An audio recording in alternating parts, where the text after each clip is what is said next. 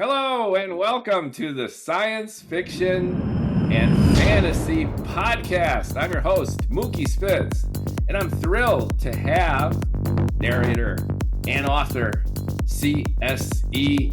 Cooney on the factory floor. Hello. Thank you so much for having me, Mookie. Thank you so much for making time.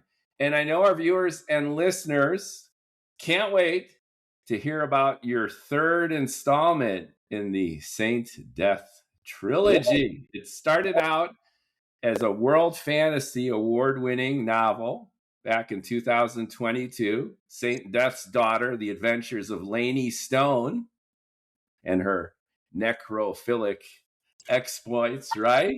Well, necromancy.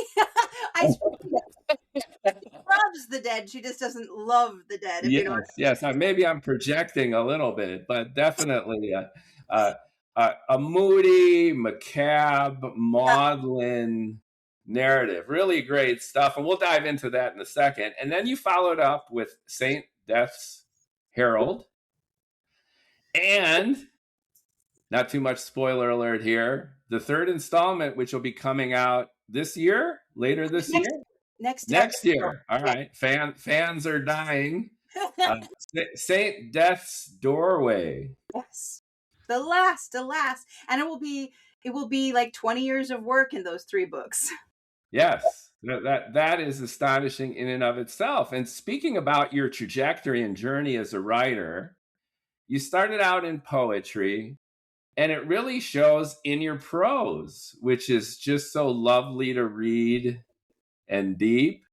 And then you got into short story writing. So you've got short story.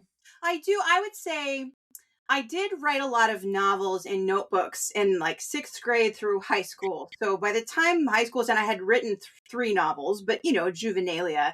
My writing mentor, who's a science fiction writer named Gene Wolfe, told me at that point, he was like, it's time to set aside novel writing and concentrate on your craft. And he said the way he had done it, and very much a 20th century trajectory, was you write short stories and you get your byline out in the world and you hone your craft and you meet people in the genre, and then you go back to writing novels. And so I was like, oh, I guess I'd better do that. And also went to school for writing at that point in college. So by the time I got back to novel writing, I had done a lot of other things, but I think novel writing was a first love. Poetry too, and songwriting, but they were all short stories were the hardest thing for me, and they still aren't in natural format, but I certainly have concentrated a great deal of my time trying to learn how to do them. So you were following what you felt was a traditional path toward being a professional writer, which was short story, master the shorter form, and then you'll be ready for the novel. There's a lot of not only mastering the short form, but the submission process, the publishing process, getting pro rates, and then having enough things on your cover letter so that when you submit a novel to an agent, they know that to take you maybe slightly more seriously than the rest of their slush pile. And when I started doing this in the early aughts, it was toward the end of when you could still submit self-addressed stamped envelopes, SASEs, physical paper and printouts, and just at the beginning of submitting electronic manuscripts. And so all of that has changed, and all of them, almost not all of them, but most of the magazines have moved into ebook form over paper printing. There are fewer than there were, and now with the AI dumps that are happening, these small teams of devoted and passionate editors have much more slush, literal, nonsense to deal with. So it's not going to be an easy trajectory for a new writer now, unless we think of a new way of moving our young writers forward. But certainly when I started, it was toward the end of a traditional 20th century trajectory that my mentor knew and advised me toward. Now I have friends who have gone completely different ways and kind of played a long game of, they didn't want to write short stories. They just wrote novels and kept submitting, and on their 5th, then suddenly an enormous deal. And they waited 20 years to do that, but I had worked 20 years in a different way to do that, and we're now still on the same level that if we had done the same thing when we started. So it was an interesting beginning where it wasn't the only path, but at that time, as I was a little rule follower, and my mentor was like this, this, and this, and I was like, oh, a way, a path. So I tried to do that, even though it wasn't my natural like inclination to write short stories. So now you're in your element, which is the lush, moody, dense novels, character focused, Definitely character cool. focused. I don't know that I would call my writing moody. Lush, I think that I do like esoteric words a lot, but I think they're funny. So I mean, moody in the sense, do you remember the Addams Family? There's a big move Yes. that's happening. There's like, Tim Burton, yeah. Nightmare Before And Christmas. Tim Burton has a very much of like a German expressionist film style where like it's like spirals and things at odd angles, and it's very moody and gothic, but it's funny and Yes. it's clownish. And I feel like I'm more in that vibe. Like I definitely go dark, but I try to keep a light touch on it because I find that more interesting to have a goofy footnote or to have an unexpected thing happen. I don't I'm not really interested in despair or downward spirals. They occasionally occur narratively, but I try to have my characters claw out of that as soon as possible. I'm much more interested in like in community over like lone wolfing it. I'm not a grim dark writer. I am occasionally grim and occasionally dark, but I try to do like, I don't know, grim goofy, dark bright, whatever combination of words that you want to talk about. Yeah, and in Saint Death's Daughter, the setup exemplifies what you're mentioning, which is it's so quirky, Yes, where quirky. death and murder become kind of like a business, like Yeah, they're like they're, they're a family of like butchers or bakers, but their business is death. And Lainey is born with an allergy to violence. So she's born into a business family, and she cannot perform that business without getting terribly sick. But that allergy to violence is an early indication that she might be a necromancer, which is a very rare form of magic, in that she's so averse to violence and so compassionate toward the dead that she can raise the dead, which is very different from like your father randomly beheading people, or your mother being the court poisoner. So she's already at odds with her family of sort of well-bred psychopaths, and yet that's all the teachers she has. It's all the history she knows. It's what she's surrounded with. So the first book's a Bildungsroman in that she is coming of age and learning that everything she's learned is wrong, and finding different teachers, and also just coming to conclusions of what she feels, what she's observed versus what she's been taught. So that first is a coming of age novel, much like many. There's a huge time jump. She goes from 15 to 22 in the middle of the book. And then the second book is much more like streamlined. She's the same age as if, just a matter of a few weeks that all happens. It's kind of like a car chase novel, only there are no cars involved. There's a flying undead tiger rug. And it's a little bit like those TV movie, like there's TV series where you've got the detective and the serial killer, and only she's the necromancer and she's chasing a terrible hungry ghost. And as he's ravening through people, she's trying to mitigate the death as much as possible to lay him to rest, which is her job as a basically like the wizard of the god of death. And a wizard is somebody almost saintly in that they're blessed. The more attention you pay to a god and the more focus you put on them, the more the god is like, oh, someone's paying attention, and the more the god focuses on you. And that focus, that mutual like concentration, is what magic is. So, but not everybody's monofocused. Most people just like to live their lives and not be obsessed with eldritch things. So there aren't many wizards in the world. It takes a very specific kind of like mind that prefers living half out of this world in some ways, and it's not always healthy. And so part of Lainey's job as a wizard is work-life balance, and remembering that she's alive and a living person, and that the living are also her concern as well as the dead and the undead. So it's kind of the uber lesson that she needs to keep learning, and also just laying undead ghosts to rest kind of thing. So the first book is kind of all in the family, like an Addams Family style. It's her Yeah. struggle. She's the black sheep in what would be a black magic kind of family. So maybe she's like the white sheep, where she wants to free herself, but it's all she knows. And in What the is not second, deep? yeah, and in the second book, in the Herald, she comes out of that family and she applies herself to the world in this faster pace.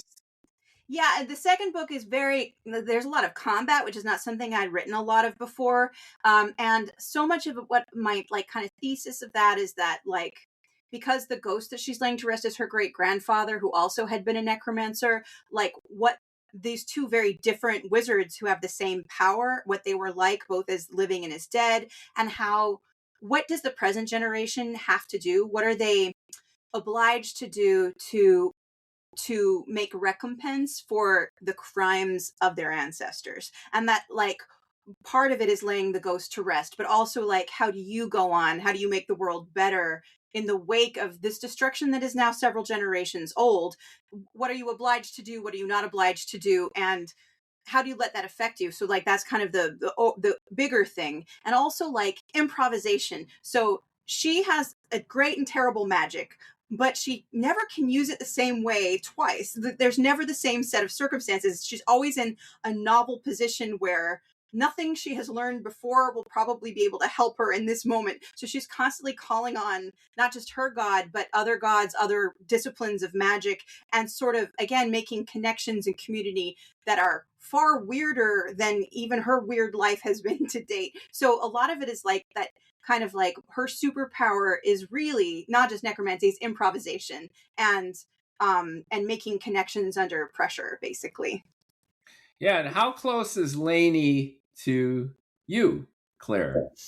Is she a projection of your younger self coming into adulthood? When you write, do you feel like she's a representation of some of your own struggles in Oh, that kind of way? I love her. I feel like a deep affection for her, and I feel like she has some questions that I have. Like, I think a lot of us growing up now look back on our educations, like public school, private school, American history, and we're like, that all, if not all of it was lies, it's so much of it is lies, and so much is harmful and self-aggrandizing. So like in that sense, like questioning what and in the sense of like being a writer, like there's a certain way where I'm kind of dreamy, and have much of my life have lived kind of in my head, and realizing as I grow older and older, just like people are so important and so beautiful, and I may have this overblown ego of my important work, what I need to do, but really actually like leaving the door open and turning around and paying attention and like getting out of my own head. Those are all important things. So it's not like necromancy and violence. I do think that in fantasy, in literature, and in television and movies, most of the solutions are violent ones, like almost to a ridiculous degree, where somebody has an argument on film and the answer to that is punch them in the face and then walk off screen and you end the scene.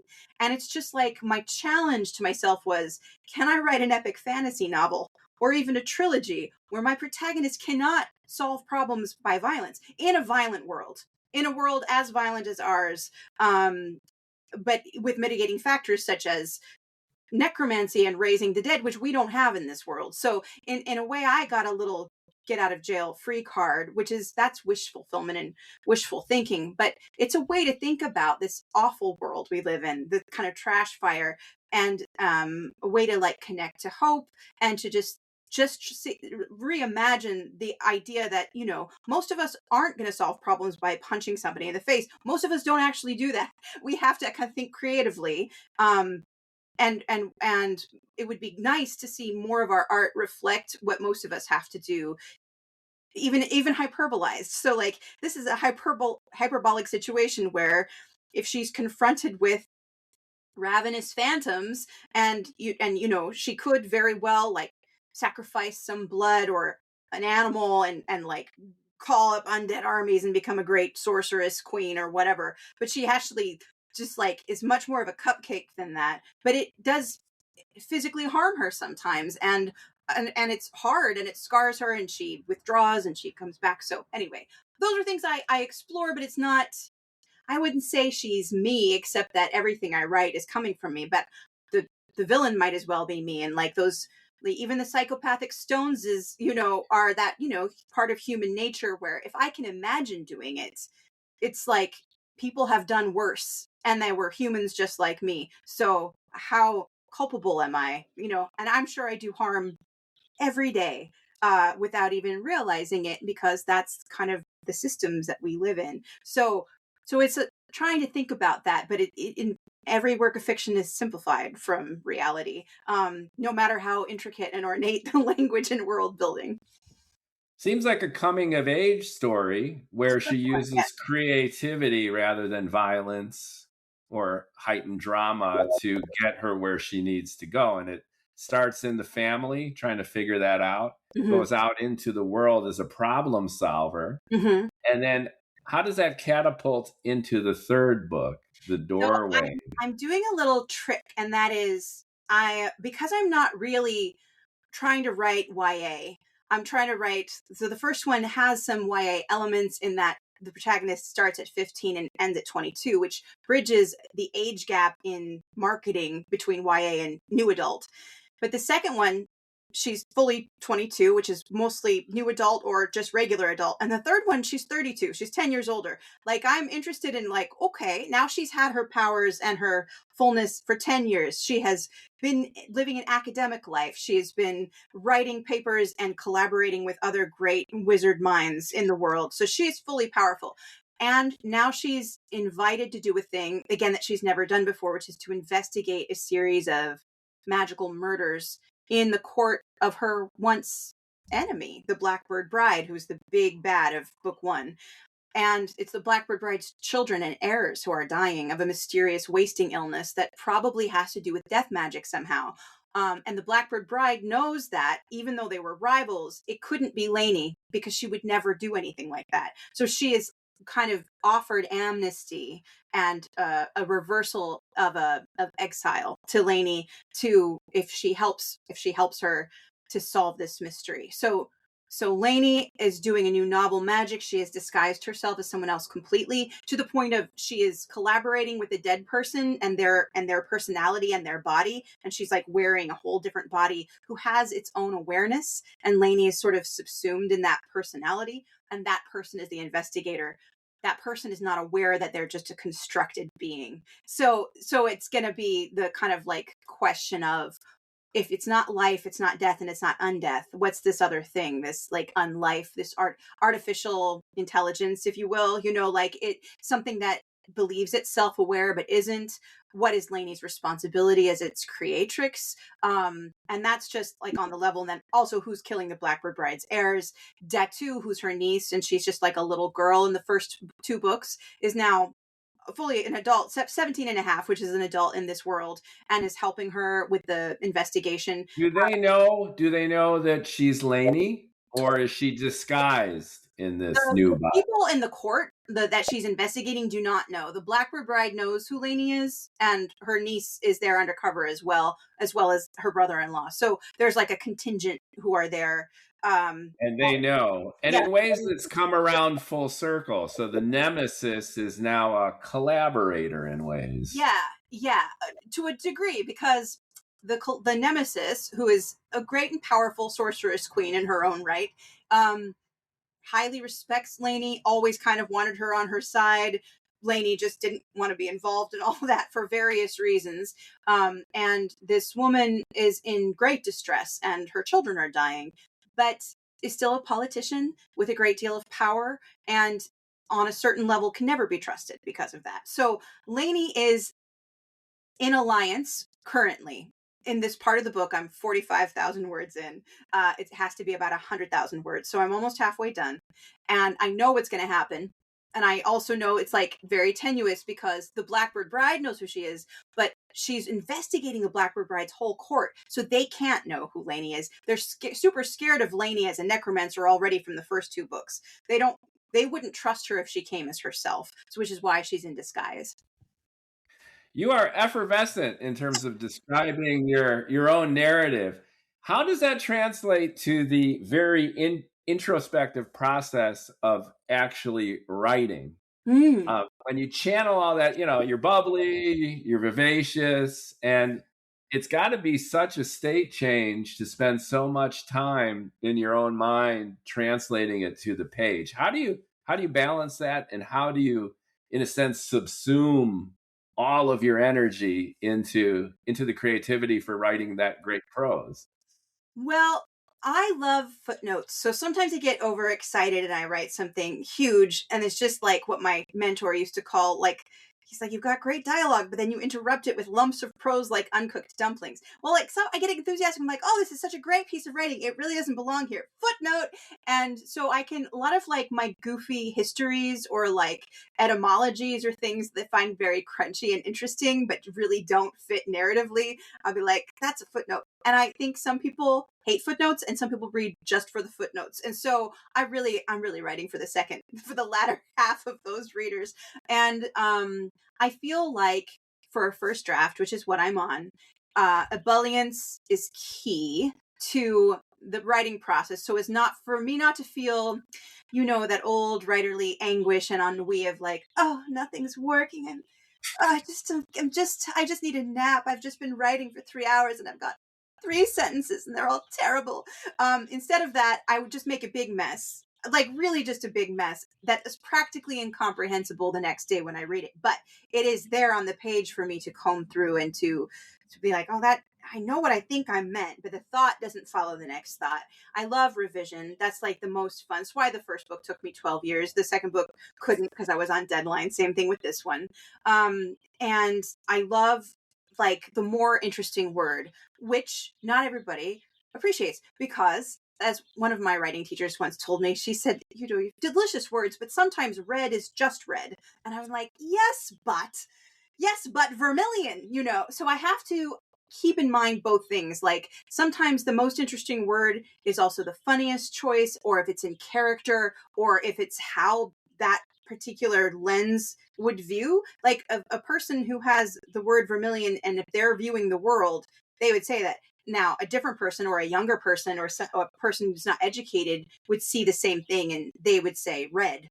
And I have to remember who's talking or thinking or looking in that moment of the prose, so that also is, it doesn't have to be my first thought. My first thought is whatever. My second thought is now, and also I always read aloud my versions. My husband's also a science fiction writer, and we just read aloud all the time. And so much of it has to do with mouthfeel, and like if it stops in the air, or like suddenly he looks confused, or like it doesn't make sense, or like you can feel it hanging in the air really heavy, or like a stone, and you're just like, I just actually don't need that. I'm just going to cut all of that. And or like this is a good place to put in something extra. We're really missing this character's presence here. So I have Carlos. I have 2 different little writing groups. I have a lot of good individual writing friends that we read aloud our novels to each other. So it's just, I have an incredible community, and it's built over more than 20 years, because Gene Wolfe took me to my first science fiction conventions. And for the first several years, I was basically a wallflower, but eventually the community does accumulate like an accretion disk, and it's hard to say how, but you do find your people. And also it helps to think of like everyone as your people if possible. And there's many generations that go into conventions there, and it rolls with the times. So it's like a really interesting space to be in. And now I live in New York, which I didn't before, but New York has a very thriving science fiction, fantasy, and horror community. And there's several incredible readings that happen monthly that you can go and just be a part of. Even if you're coming from out of town, you can come visit, and there's several that you can sign up for. So anyway, there's a lot of community here, and I'm able to reap the advantages of it. That's wonderful. So it sounds like you gush. you translate all of that energy and enthusiasm to just getting everything out on the page. And then you have like internal and external kind of balancing mechanisms, Yeah. right? Like you have your own taste, you have your own taste, you have your own excitement, and then you have your own army of beta readers in a sense, your writing group, your husband, your friends, and the science fiction community Yeah. that you've built over a couple decades of being involved in all this. Yeah, and now, I mean, at this point, because of deadlines and because of this point in my career, the other thing I have when I don't have time to access my beta readers, other than my husband and like some individual friends or my mom, she loves when I read aloud. She hears all the drafts. I have an agent and an editor now, so it's like they're also going to see it pretty soon and give me like the highest level of editorial feedback, which is, unbelievable. How do you handle it? How do you handle it? Are you sometimes hurt? Mhm. Like your heart and soul went into this scene and it just took you where you wanted to go. And then folks are saying, well, maybe a little too much. I'll tell you two stories. One is my last book. I'd written, I don't know, 10,000 words and sent to my agent. And then he basically said, you started your first book with like everybody dying. and then, and then you went into it. And it was, not necessarily, not as dire as it sounds. It was, but it was also funny. So just think of it more of an Addams Family. Everybody's dying than like something else. Anyway, so he was basically like, you don't start with any stakes whatsoever. Really, I had them all around a kitchen table, like, just family style. I thought they were like subtle stakes and like other things that I was planning on doing, but it wasn't popping for him. So then I start out much more violent and gross in the second book now. But I kind of like, he had a kind of a long email that I was so raw to it that I basically read it once and I couldn't really open it again without feeling really bad. So I kind of wrote a bullet point list of things I remember him saying what it needs. And I could refer to the bullet point list because it was like one step away from reading those actual words. And that I found really helped. But because usually there's like, I don't know, a little bit more I give and take, but maybe for whatever reason that particular email got me. And it doesn't always do that, but that one did, and so I had to deal with it in that moment in a new way. And then when I got the editorial letter after I sent the manuscript. So the second book, because of paper shortages and the nature of publishing, my first book was 180,000 words, and that had been cut down from 210,000 words. So my second book, I turned it in 160,000 words, but I was well aware it was supposed to be 100,000 to 120,000 words. So I was like, I know it's too long. I have some places I know to cut, but I'm not going to do that until I get your editorial letter back. So, and I kind of sat on those thoughts for 3 months. So when I got the editorial letter, I was so happy from my editor that his thoughts almost exactly mirrored mine in what I wanted to cut. And he had two places that I didn't agree with. And I was like, I know I can bring it down from 160,000 to 120,000 without those cuts. But there's a scene in book 2 that more people talk about than any other scene. And it was one of the scenes he suggested cutting. And to be fair, he was like, I would never want to cut this, but I think you could because it doesn't have anything to do really with the plot. And it's a scene where Lainey steps onto a limestone bridge and she can sense the dead. And limestone as a stone is more animal than mineral because it's a bunch of tiny fossils. And so it's like an ecstatic religious experience for her to step on this bridge. And she has this moment.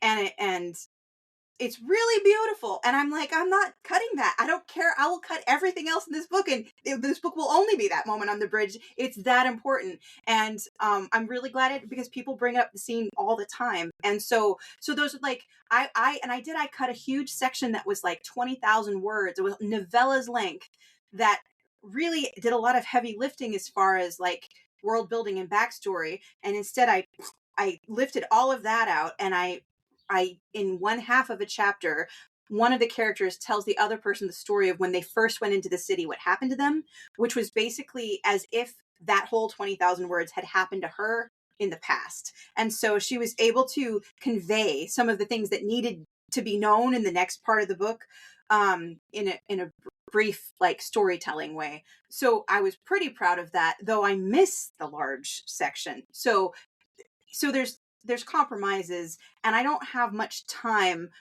to be precious about that kind of editing right now, because this book is due in August, which is very generous because they told me last August that this was my deadline, and I'm very pleased to have the full year, and I'm halfway done, and the holidays are over, and I'm gonna have it's gonna be a great writing spring and summer. I already know that, but also it is just still August. It's like 2 seconds away. So I would love to give this book its due. I tried to outline, my husband suggested this time I outline for a novella length instead of a novel length, because I will always end up overwriting. So if I'm thinking can I do this plot in 40,000 words, it'll end up being about 100,000 words and everybody will be happy. So measure expectations Yeah. and basically go for it in your own way and accept feedback. Yes. But push back, like pick your battles, right? And in the one case that you mentioned, you actually, you have a good point. I'm going to make it more contextually relevant to the narrative, and then they'll shut up, and then I get my 20,000 words in there. Yeah. Yeah. So I was, and if feedback, is necessary, but it feels harsh, like I would say, like, don't torment yourself by like going over it again and again. Is like, take what you can from it, but extract it and make it, like, whatever you can do to make it palatable, like to do the work, because so much of it is like self too. You pour yourself into it in your mind, and you have a plan, and then it's the rugs pulled out from under you, and it can feel very startling and raw. And I don't really want writing to be like that. For a long time I was very burnt out and very sour, and like, because I rewrote the first book so many times and I was so sick of it, and like, it was the book that was teaching me how to write a book. I wrote many other things as I was writing that book too, but it was also the one that had gotten rejected over and over again, and it had changed so much, and I was like, will this never end? Were you rewriting based on feedback? Sometimes, it's like, I started in my late 20s and was published like when I was 40, but the thing is, you change as a writer. I was a very different writer, even so, like, it takes a year and a half to write a draft, and then I'd be like, oh, the next round I was a much better writer. I had a different set of writing group, so there was sometimes feedback, or I'd send it to an agent and then they'd give me feedback contingent upon maybe being my agent, and then I do a huge rewrite. Then I met my husband, and he was in the middle of his fourth draft of his novel, and I was in the middle of my fourth draft, and then he gave me, I was like, whoa. And then when I got my agent, he gave me even more feedback. And then when he sold it to Kate, she was so interested in buying it, but contingent on, could I take these edits? So like, by the time, it was like, it's seriously really hard to keep the latest draft in your head when you have all the other 12 drafts. Is like, how do I fix this problem that has now been with me over a decade that I thought was part of the plot? How do I reimagine something from scratch and do it in do it in one chapter versus three? Like, it feels like cutting something open, taking the stuffing out, restitching it in a different color thread. So it's like, it was a very intense process. And at the end of it, I was just like, well, I just don't want to write again until I want to write. And since I don't want to write right now, I'm not going to force myself. And this alarmed several of my friends. They were like, you can't stop now. I'm like, you know what? I'm just gonna. And I really was so happy to look out a window for a few weeks and think, maybe I should get a day job. Like, maybe I should go back to retail work or whatever the things. I'm an audiobook narrator, which is mostly what I do for a living. But I was also just thinking, what if that is it? Because I don't want to force myself anymore. But 2 weeks after that rest, I had my first what if thoughts in years. And it was years because most of the things I've been doing had been revisions of other things that had been begun so long ago, including Desdemona and the Deep and my Darkbreakers work and Saint Death's Daughter and all of that stuff. And I had a fresh thought. And it had been so long. And I just looked out the window. I thought, what if houses were people? And then I instead of typing, I just stayed away from my computer. I hand wrote a novella in handwriting by candlelight, and it was such an aesthetic pleasure and delight. And I was like, oh my God. And then a couple months later, I had a really cool story dream. I was like, oh, what if a complete introvert had to go to 3 weddings in one day? but then what if she's a goblin? What if she lived in the Darkbreakers world? Only it's like their equivalent of the 1980s, and the what ifs built. And then suddenly writing was a pleasure, and I sort of got that. I was like, I need to keep it pleasurable no matter what, and that's my choice. And so I've been really trying to change my attitude for several years now about writing, where like this book, I was determined, this first draft of book 3, this is only going to be a pleasurable experience. Anything to make it pleasurable, I'm trying to do. And that's music, that's candles, that's, I have this little journal of like a world building journal I got at one of the cons that have like these prompts, and sometimes I writing songs about my characters, whatever. Like, I am more interested in it being fun than I am interested in anything else at the moment, because I think that serves the work the best. And it's completely different attitude that I've had, which is really nice, and it really gives energy. And the other thing I did was, for many years I was such a fast writer. I could write 2,000 to 10,000 words a day, depending. And I'm so much slower now. And I kept punishing myself for not reaching what I thought should be my word count. And I saw this wonderful writer, Caldwell Turnbull, talk about, I was having the same problem. And he said, so I just decided to like lower the ceiling to the floor. What can I write, he asked himself, in a day without trying? And he said something like 350 words or 500 words, whatever it was. And I was like, I could probably write 350 words just going over the paragraph I wrote the day before. And so I have now like a little list of what's my word count and what's the goal, which is always 350 words. And anytime I get more than that, it is a major win. And it's always like, it makes me happy to write the next day rather than feel like a failure. It's always a victory. And it almost always is more than 350 words. And when it's not, it's still a victory because I wrote. And the next day, I always write more than the day before if I do it consistently. So that has been really fascinating from a process wise, because it's all new as far as my process goes. And that's been really fun and interesting to me. You've reaped what you've sown, which is decades of hard effort, doing what you needed to do, getting feedback, refining your skill. How does it feel when you wake up in the morning? I've got an agent. I've made a name for myself. I've written books that have won awards, are respected. I go to the cons and people like recognize me and say, hey, Claire, how does it feel to actually reach this point where you are having a great time with the writing, where you've made that name for yourself that presumably you've always wanted to do? Does it feel good? I feel like I'm really happy to be having fun with my writing rather than feeling like the death of Thomas Chatterton in a painting where I just want to like swallow poison and die. I like that was major goals.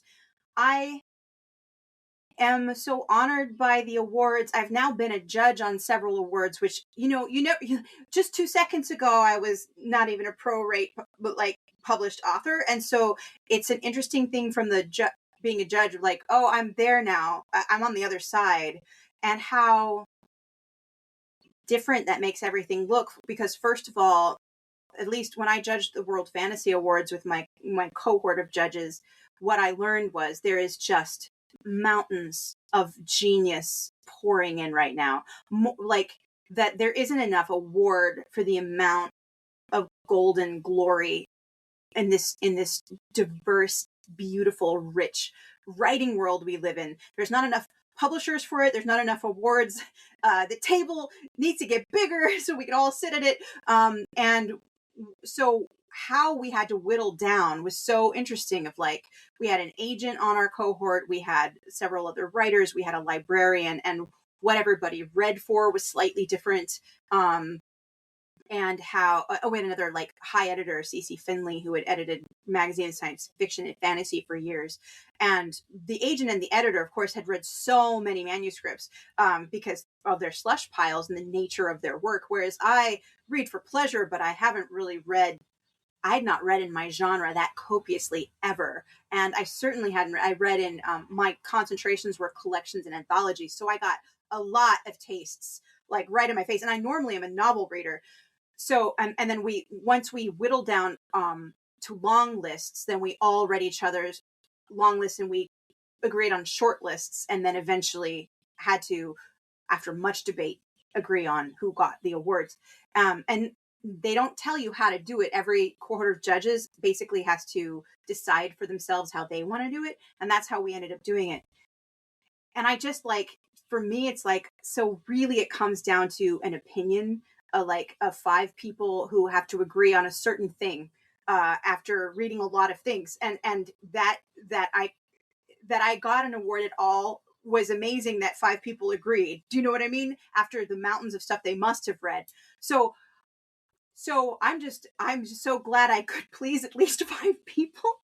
But that said, I think I like a critical success in a way. And I love that I have my own nom de plume, C.S.E. Cooney, that I can lend it to blurbs for upcoming writers. I can lend it to crowdfunding for things I love, like Locus Magazine, where I now have books to say, I will give these books to you if you support Locus Magazine. Like that's what the worth is that the only worth, I think, is to give back to the community, because what are we without it? So I'm not a best-selling author, and I'm really, most people don't recognize me in the halls unless they've known me for years. So I'm not that kind of face. I know people like that and I adore them, but I'm not really famous on that level, and I don't really have an ambition to be. But I have everything as a writer that I daydreamed of in my teens. So I need, in some ways, like my new ambitions, which is what I'm working on now, is sustainability, how to go deeper, what's still interesting, what do I really want to say, what's in conversation with what's being said in the genre, what is weird, like my ambitions aren't really, I guess, material, partly because when I was younger, they had to be, because I was in debt up to my eyeballs because of college, working a $10 an hour job. Like I thought a book would save me. If I finished this book, it would get me out of debt. Possibly, eventually I could get a house, like all of those things. I'm in a totally different, at the moment, material, different, all my needs are met basically, because I have an incredible husband who's a professor in New York, and that is like nothing I had anything to do with. I'm an actor and a writer, and I'm still sort of like, if I didn't have him, I'd be living with 4 roommates in Rhode Island, and I'd be very happy. But at the moment, I am here, I'm in New York, and I'm an actor and a writer, and I get these jobs, and it's a huge privilege. And so what can I give back? Because I have more than enough. And I guess that's where I'm at as an artist right now. That's lovely to hear. And to your point, a lot of people are trying to break in, right? You've got a tsunami of a lot of talent, petabytes of content. What was the moment where you cracked it? Like, what was that magic moment? Did you get an email from an agent inquiring? There must have been that epiphany where, wow, I got my break. What was that like for you? 2017 was an interesting year. It was the year I got married. And right around that time was also when I got the letter from my agent, Marcus. And I'd been submitting Saint Death's Daughter, which did not have that title originally, for several years. And Marcus Hoffman of Regal Hoffman and Associates, when he wrote, it was more like a conversation. There's no contract or anything, where he was saying, you look through your slush to find something like this, like a jewel. And I'd love to be in conversation with you about editorial. Like, if you're open to what I have to say, if you like the way we work together. It was very gentle. He's European, and he's a surfer, and he's a trumpet player, and he lives in New York and Brooklyn, and he's very cool and very international. And I really liked that, and very calm. And one of the pieces of advice I was given by some incredible writer friends, Ellen Kushner and Delia Sherman, when I was thinking of going with another agent earlier, they were like, Claire, you don't need to have an agent who's more high strung than you are. And so I remembered that with Marcus, who is just super cool, super urbane, loves cake, and cheese, and seemed to love my writing, and that, like, I'm very eager to be in collaboration. So I think that was one thing. But remember, then I had to write, it took me 1.5 to 2 years to write the manuscript up to his specs before he would submit it. And so there were still years before, like, it was a breakthrough. And I feel like that's more what it's been. It's like my first prorate sale was a breakthrough. My first rejection slip at all that had personal commentary was a breakthrough, because in Stephen King's book on writing, I read any personal commentary is better than boilerplate. It means you're close. But it was still years before my first sale versus my first prorate sale. But you know, as you have your first prorate sale, and suddenly if you're $10 an hour and you're going to the food bank for groceries, and you're just, everything is library, and you're just making very serious choices between rent and paying your college debt and all of those things that happen for many of us, most of us, I would say. But then suddenly you sell a poem or a short story and it, you know, pays the utilities that month. That is one of the biggest breakthroughs, to be able to pay for something with this thing that you're like, why did I get a college degree in something so frivolous? I was constantly berating myself for frivolity, but both my parents, in their different ways, in their different households, always said, follow your bliss, you know, which is so different than be practical, get a job, have a savings account. And I always did. I just, like, I would rather live on poverty's edge and write and be happy. That was just sort of like, I guess, like kind of like the pre-Raphaelite bohemian thing, but I was encouraged in that by these beautiful, loving parents. And so, like, then the next breakthrough was I was invited into a writing group when I moved to Rhode Island. It was a New York writing group, so I would kind of commute in because it was easy. It's just 3.5 hours, but it had all these, it was like Ellen Kushner, Delia Sherman. It was only alive for a hot second, but it was Kat Valenti, Lev Grossman, Kat Howard, and Theodora Goss. And these were all people who were way above me in their careers. And I was like, why did they invite me? I don't know, you know, but it was like one step further into this space that I never expected to find myself. And I just kept thinking, when my cohort of friends, and we started going to cons together, it was Emel El-Motar and Caitlin Paxson, Nicole Corner-Stace, Patty Templeton, Julia Rios, Jessica Wick.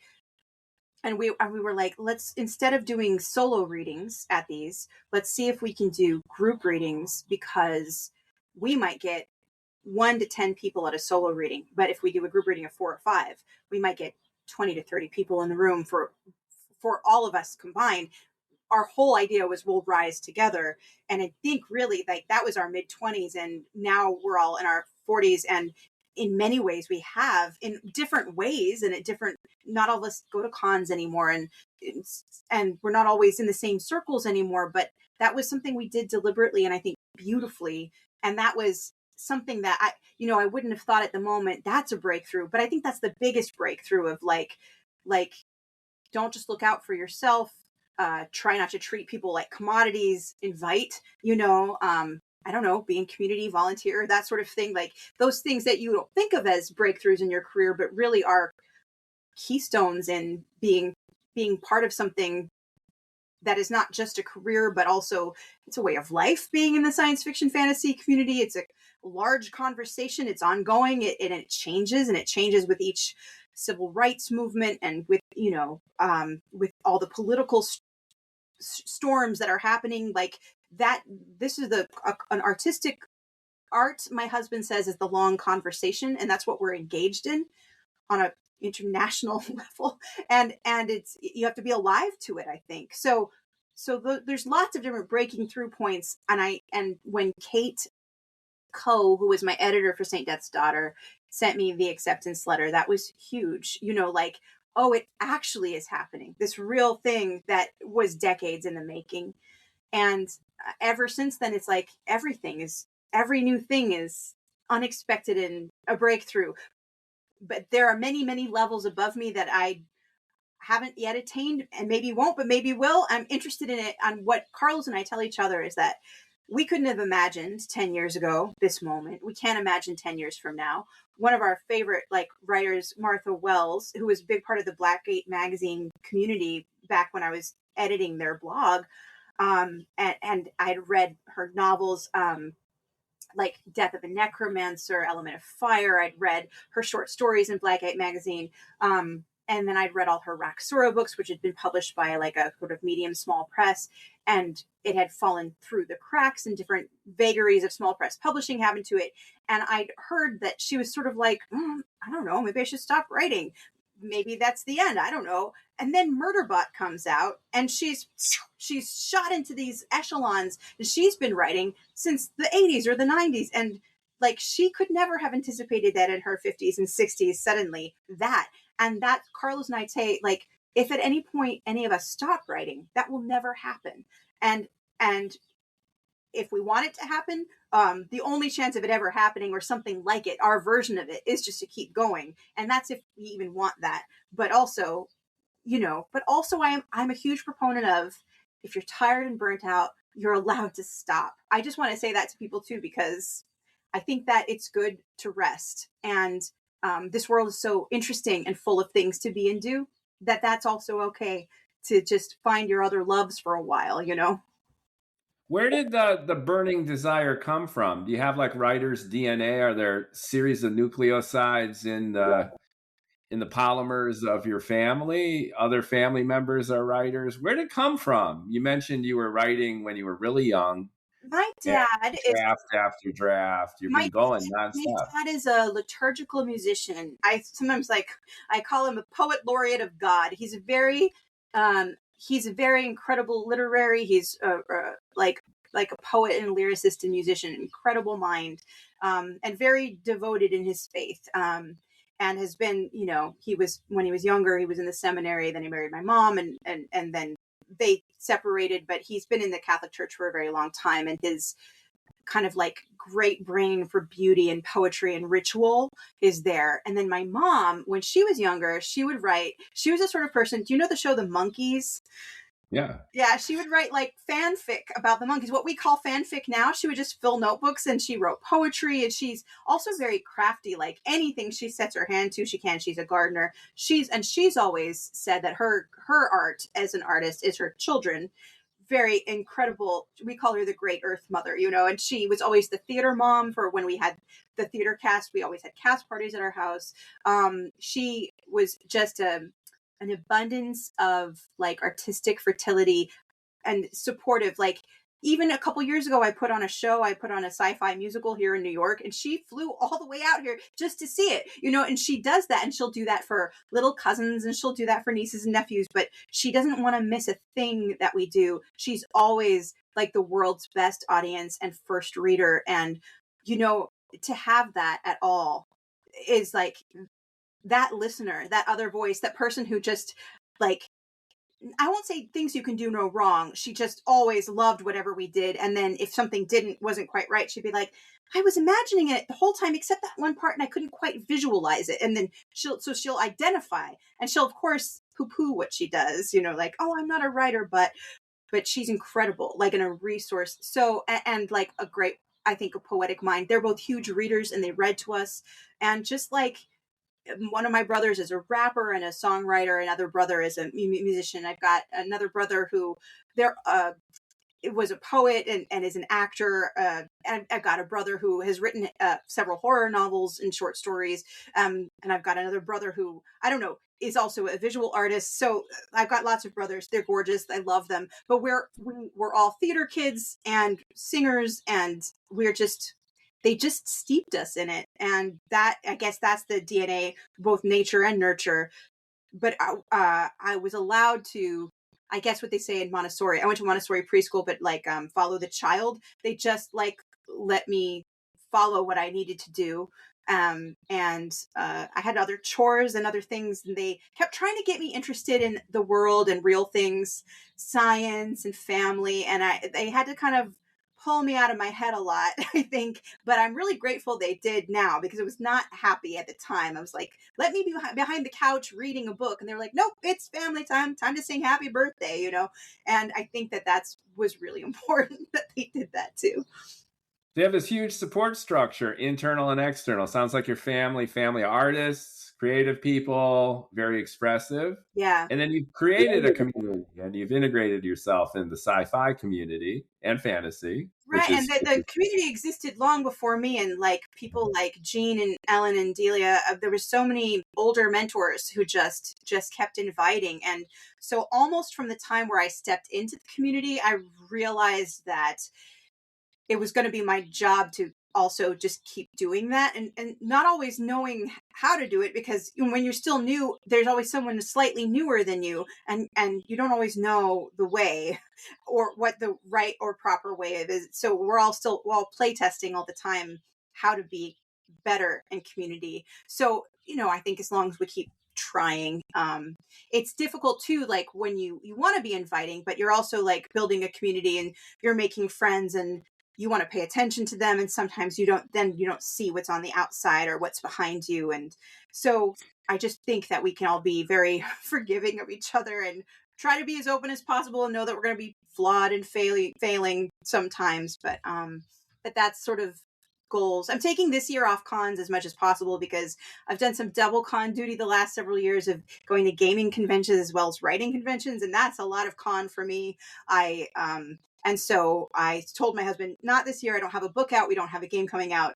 You can go to cons all you want, but I'm going to stay home, and I have a deadline.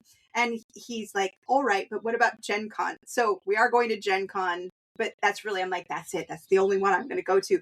If you want to go, I'll go with you, but I'm going to take a writing retreat in the hotel room and not join things. I have to keep saying it over and over again, because it's our way of life. We've done the con circuit for years, but I know I need a break, because everybody does. You get to have breaks.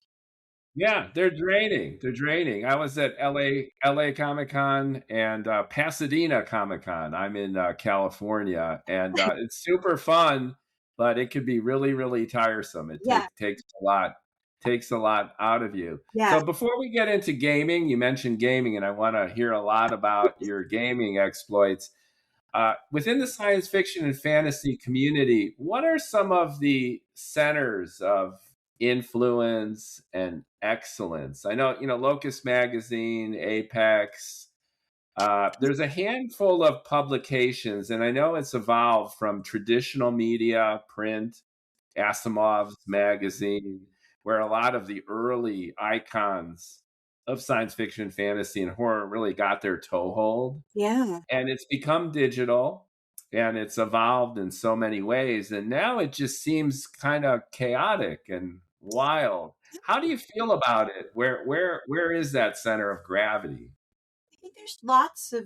I think there's lots of centers, and there's more too. I mean, like, again, people can start magazines and anthologies, and there's a new, the Kickstarter model allows for short-term projects. Like during COVID, my friend Julia Rios, who had been an editor at Strange Horizons, had said that when they were at Strange Horizons, they would get a lot of mermaid stories, but you can only publish one mermaid story basically a year, or you'll become that mermaid magazine.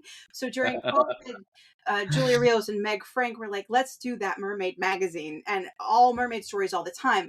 And then discovered or rediscovered that thing about, if you're doing mermaid stories or Persephone stories, a lot of them have similarities in that the sea is often a human metaphor for drowning or depression or sadness, and especially during COVID. So they had to really balance what mermaid intake they were taking in, because so often they're used as these metaphors for like a life that feels out of control or sad. So I guess I want to say that, in that there's like lots of small projects and like anthologies that are made out of love. Like there's this incredible little press called Errand Nothingness Press that's based in Pittsburgh, and he does these maybe 2 or 3 projects a year, and he does these tiny gorgeous little books, these anthologies that have the most beautiful like heavy paper and like these covers that just feel really good and like really high quality.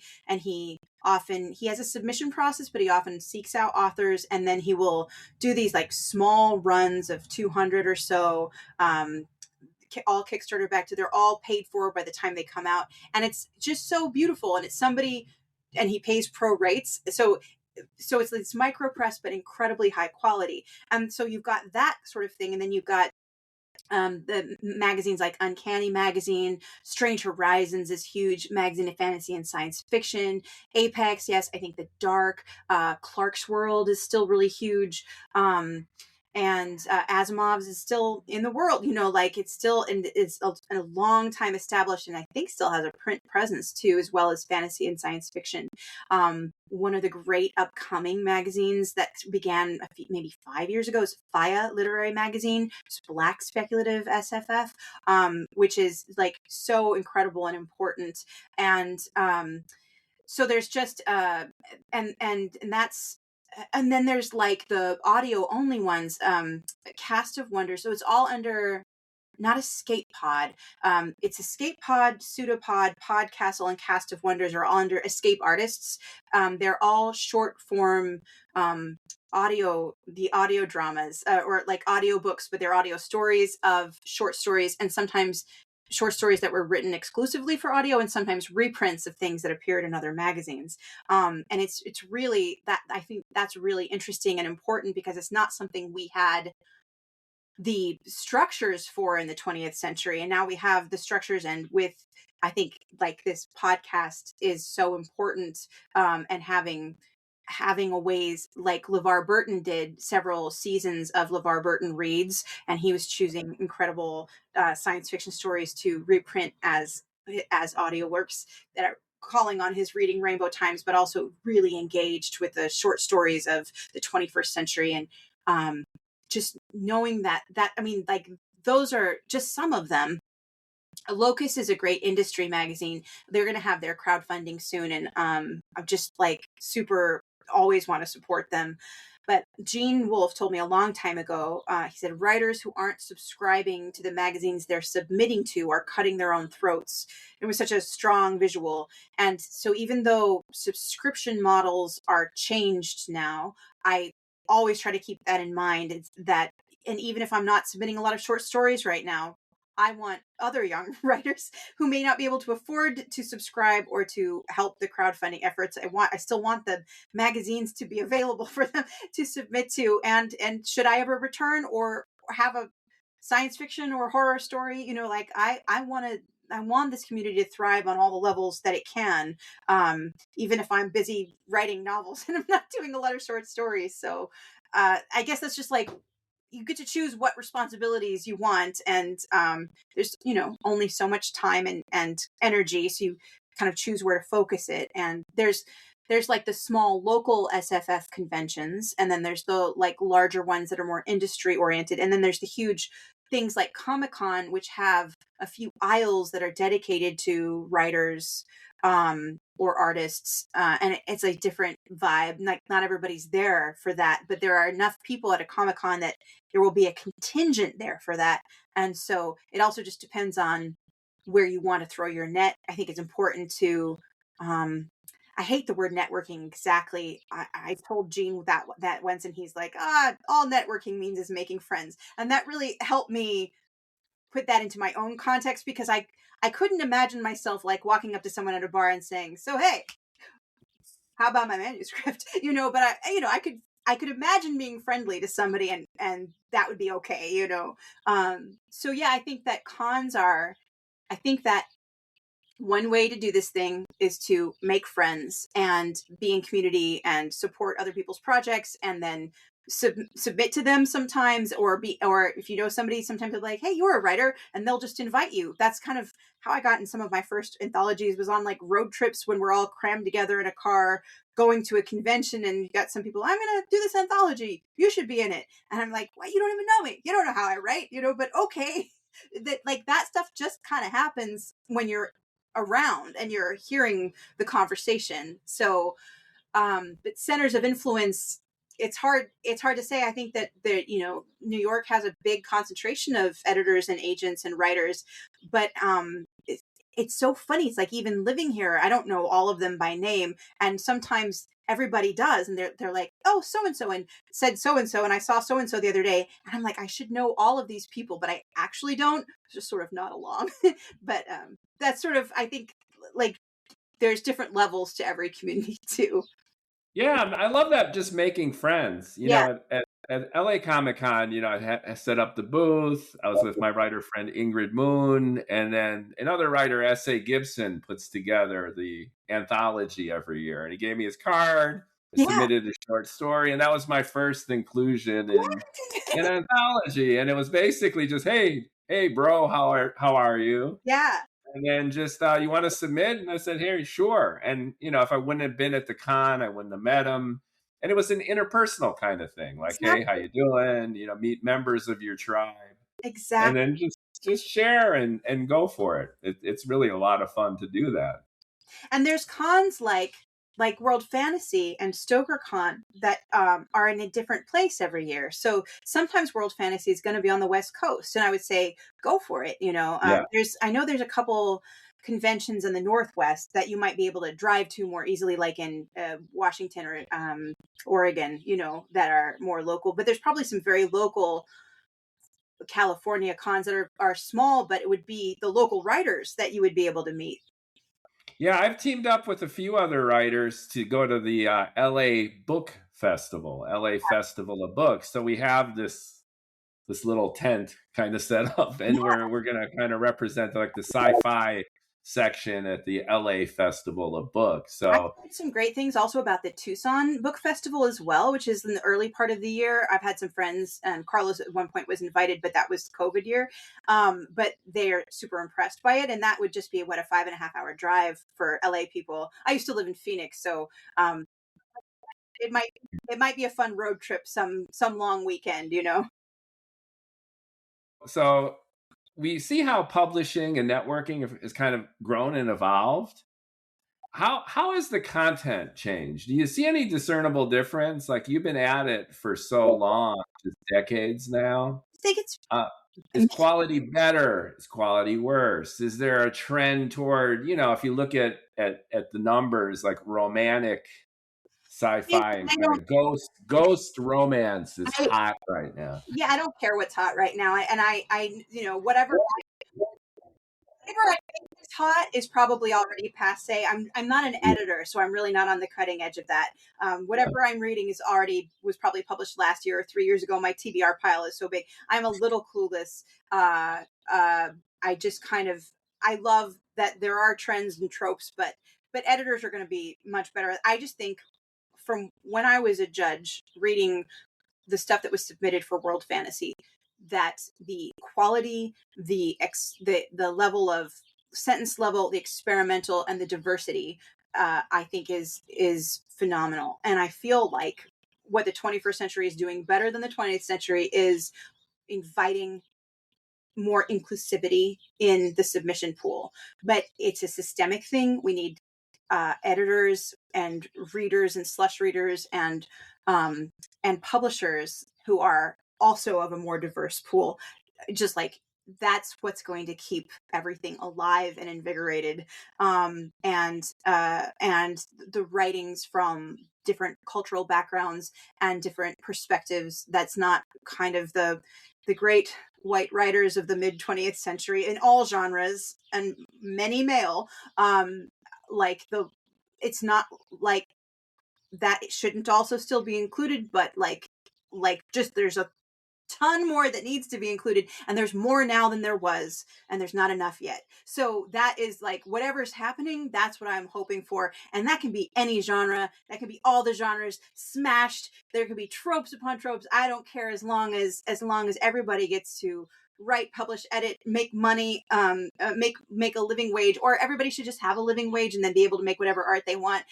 However we end up doing it, I just feel like I think that there needs to be more inclusion, and it has to be on every level of this system that doesn't quite have all those gears in place and need 100%. And speaking of diversity, there's a new species on the planet, which is AI, whether we like it or not.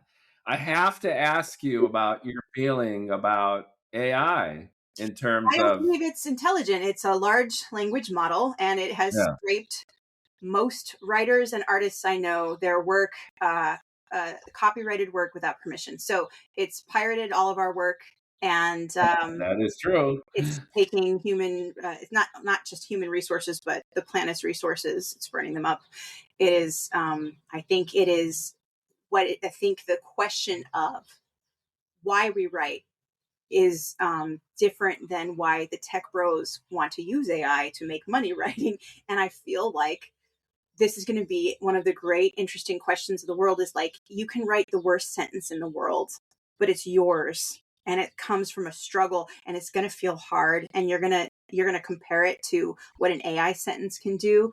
And you're going to feel bad about it as a young writer. But your bad sentence is infinitely more precious than all of the AI slop that has scraped the work of a million writers before you. And you don't fucking need that. Sorry, I said the F word, but like. No, that's all right. I already have explicit because we've Okay. F-bombed here. So go Um, ahead, especially given this context. Go I for mean, it. my husband's a professor of English. He's got all these young writers, often writers who are coming in from different languages, and different cultural backgrounds who don't believe and have never been given any encouragement in their writing, and who are so scared and now have this tool that's like a superpower.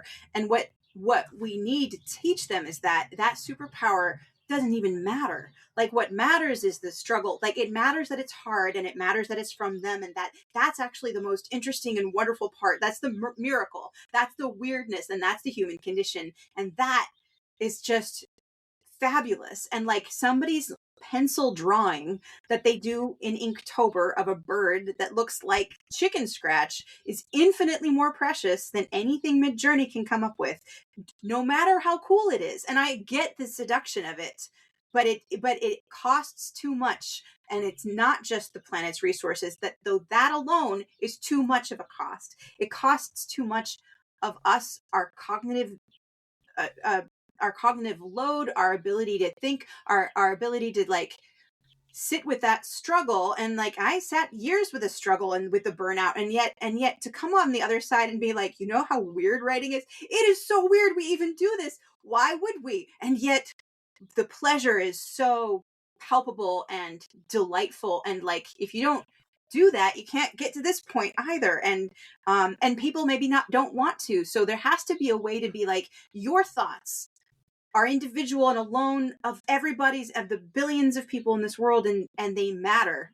And AI doesn't. The large language, maybe it does for establishing patterns in certain kind of medical practices, or maybe it will after a lot more like testing. But I think it's too fast. It's being forced on people, and it has too many mistakes in it. It hallucinates, and it is not intelligent.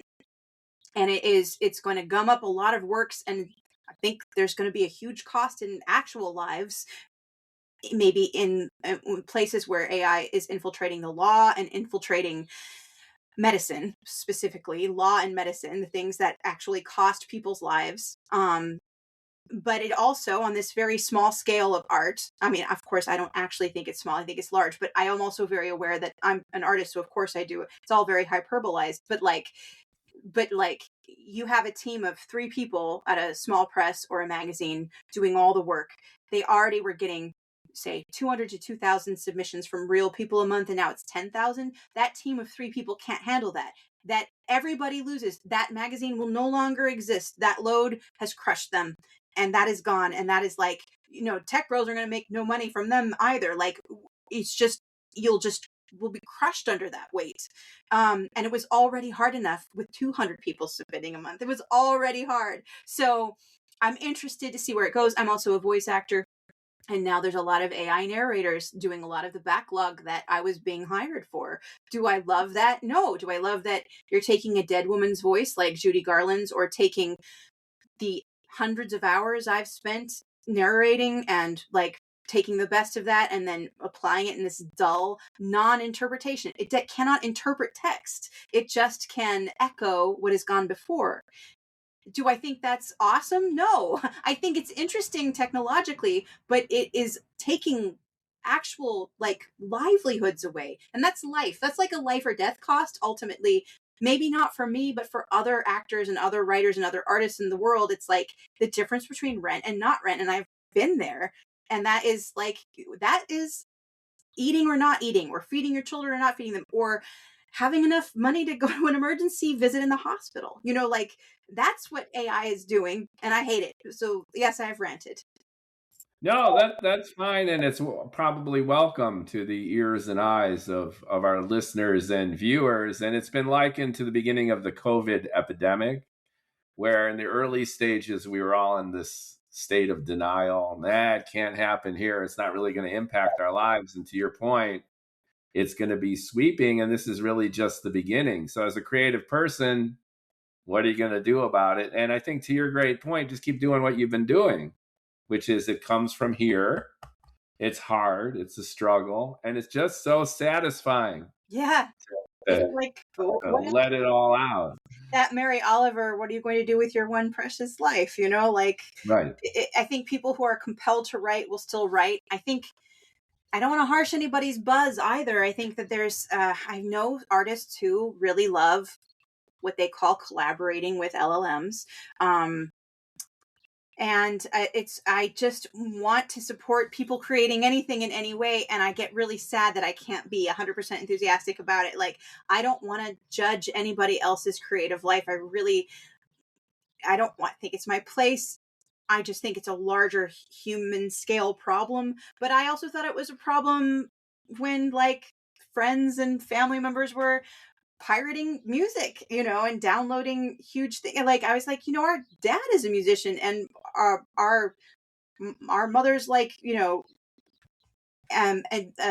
wedding, like the divorce payments, I forget what they're called, that she got annually that helped us, have new clothes or go to the doctor's office, comes directly from his royalties.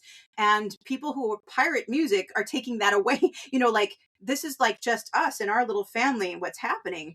But what you're doing affects other people's families, and affects, and that's like people, and even my brothers would just like roll their eyes. They're like, yeah, we just want the music and it's there to have, like, why shouldn't we have what we want when it's at our fingertips and it's so easy? And I feel like, so self-righteous and judgy, and I hate feeling like that, but I have a strong opinion, and but it's not always welcome, and it's not always listened to.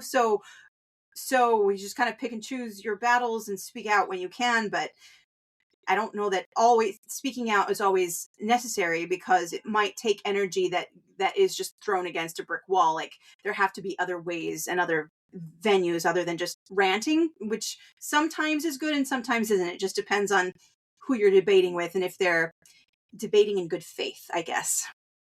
Yeah, and back to the COVID analogy, it's going to play itself out. You could be like Chicken Little and say the sky's coming down, but until it actually does and people don't actually feel the impact, what can you do? Just keep doing what you're doing, right? Yeah, and I think there are things we can do. I think watching what academics is doing is interesting, and how some professors are embracing it and some professors are railing against it. And there's I think there's larger institutional discussions that are being had in the halls of academia and in politics, and great systems of power. And the artists, my visual artist friends, when they were seeing what was happening with Midjourney, were calling out loudly. And at the beginning of Midjourney, we were playing with it until we started reading more and more of like these artists' anguish and like how scared they were. And we were like, oh, all right, I guess we're not going to play with that anymore. And then our work as writers started being scraped. And then there's now AI that can like set your song to music in the style of a country music and with a country music singer. And that's sort of like, I'm participating in FALM this year, February Album Writing Month, and there's some musicians who are collaborating so that the lyrics they write or the music that they've composed, they can just run it through a machine and have it immediately play something. And there's other musicians who are like, I'm not touching that. I will not collaborate with somebody who's collaborating with AI. And so there's a lot of people drawing lines in the sand. And, part of me, since I have melodies in my head, but I don't have music theory. It's sort of like, I'd love to be able to like hum a tune and have AI create like a whole symphony for me. And either I sing it or somebody else. It would be so cool to write a whole musical in a night, but actually it also disgusts me and repulses me at the same time that I feel that longing. And so I have to sit with that. And I'm just like, I'll be lyrics only then, or I'll record a demo of the melody on my phone voice memos that's a cappella in the bathtub. And that's what I have. And it doesn't sound great. It doesn't sound professional, but it is actually what I can do. And if I want to collaborate, I will find a musician who has gone to school for music and has a guitar or a piano or a clarinet and who wants to work with me in a human way. That's not going to be for everyone, but I know that if I want to do that, that's the way I want to do. That's the way I want to be in the world. And I can't tell anybody else to be like that, you know. Yeah, it's great to keep it real. And you're doing gaming too, and gaming is another area where AI is starting to get its mitts in there. I Google. don't know much about, all of my game designer friends are so like hands-on with the iterations, like they making things out of 3x5 cards and like playing with scraps at the table. And maybe AI is infiltrating on like a video game designer level. I'd have to ask some of my video. Oh, it very well is. Tell us about your game. You're working on it with Carlos, your husband. Is that right? It's out already. It came out last year. We worked on it for several years. Oh, okay. Tell us about that. I'm sure that's an aspect that a lot of listeners and viewers don't know about you. Gosh, it's a tabletop role-playing game. But when I first married Carlos or got together with him, he's been doing TTRPGs since he was 9 years old. He loves D&D. He loves, but not just D&D, he loves board games and card games and other role-playing games that are not a D&D, like Fiasco is a huge one for him. The Jason Morningstar's stuff. There's like Kids on Bikes. There's lots of mechanics. Powered by the Apocalypse is another set of mechanics by which you build characters and make decisions. So here I come in. I'm like, look, I'm a novel writer and I'm a voice actor. I already do those things for work. You want me to do that for playtime too? Like, no, thank you. And he just got really like big heart eyes and full of longing. And he's like, what if I designed a game that you would like to play? And so as we were talking about this over the years, he had this initial mechanic idea for a set of cards about the size of like a tarot deck, but they would have like images from world history art. So famous paintings, right? And then on like across, let's say, Da Vinci's, I don't know, like David or something, you know, like there would be a weird saying like even the stones sing on the last night of the world, like a weird saying with David in all his sculpted glory, and then like a suit in the corner, like a bone or a heart. So he just had like, he made this deck of cards out of publicly available art in the public domain. And he made up a couple like weird phrases, and he took them to the Met when we met a couple friends, Meg Frank and Fran Wild. Fran Wild's another writer. Meg Frank's a visual artist. And he just laid out some cards for them. He like laid out 3, and he said, make a character using these 3 cards. So they interpreted these cards, the art plus the weird phrase, and then they would create characters from like how they would interpret the images. So, and it was already fun as a basic mechanic. So he brought it back to me, and we made a bigger deck. So we made a deck with different suits, and we thought the suits could be the things that make a human body. So blood, like sangre, bone, hueso, flesh, carne, the spark of life, lightning, rayo, lagrimas, tears or salt water, and bone, flesh, blood. Let's see. There's another one. Anyway, there's 6 things. We were sort of thinking like Terry Pratchett's Wintersmith, where they said, what maketh a man? Like iron enough to fill a nail. So we did our 6 things. Oh, breath, aire, breath. So there were 6 things that maketh a human. And then our friend, who's a tattoo artist in Chicago, had broken her non-dominant arm, her left arm, horseback riding. She's an incredible artist. She's right-handed, but you need 2 hands to tattoo. And so she was like, oh my God, my mortgage. And we were like, hey, we have a project for you. So we gave her the list of all of our weird sayings. There were 60 of them. So 6 suits, 10 cards in a suit. Or maybe at that point it was 9 cards in a suit. So we wanted to be able to match a regular deck of cards. So anyway, she did images based on these these words and on the suit, and we'd be like, all right, so we want them kind of black and white, but with one color, and that color would be also part of the suit. So aire is blue, rayo is orange, carne is brown, sangre is red, that sort of thing. And so then we suddenly had a deck of these cards with these bespoke images that were very weird and our weird sayings on them.